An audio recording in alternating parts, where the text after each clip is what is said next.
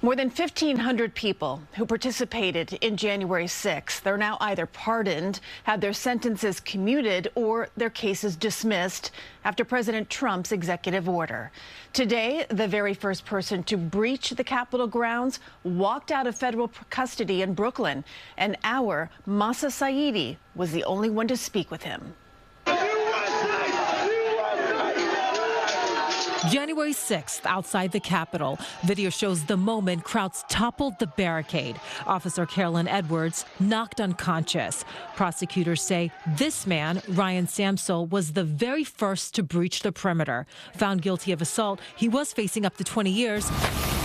But on Tuesday, no phone call, no money, no nothing. They just kicked me out. Samsel walked free after President Trump's blanket pardon of all January 6 defendants. Would you say you did commit crimes that day?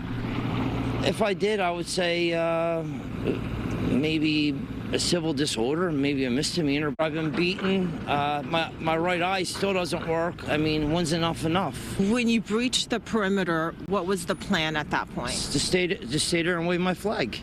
I didn't go in the building, nor would I. If you look at the videos, I was nonviolent.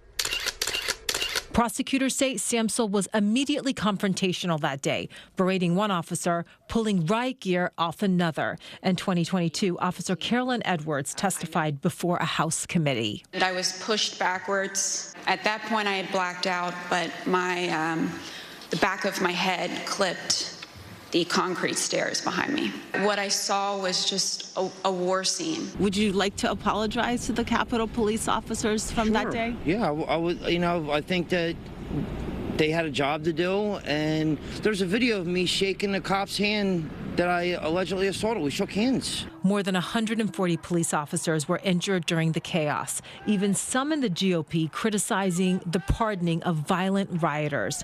Now Samsel, a barber from Philly, heading back home. Love you, Mr. Trump. Amazing conversation there, Mahsa. Curious, before January 6th, did Samsel have any prior record? Prosecutors say that he is a felon with an extensive history of violence, particularly against women. Okay. He also mentioned there in his interview that he was assaulted in prison. What happened, and what's the case there? So the government basically alleges that he's making it up because he wants to file a lawsuit. If you Google his name, you see these very disturbing images. He's in boxers, he's in a broom closet, and documents filed in court. The government says he's making it up somehow. He snuck a camera into a broom closet and took these photos that they claim are staged. But he said that there's a lot of issues in prison and he wants to speak with President Trump about it. Okay. Mahsa Saeidi, thank you.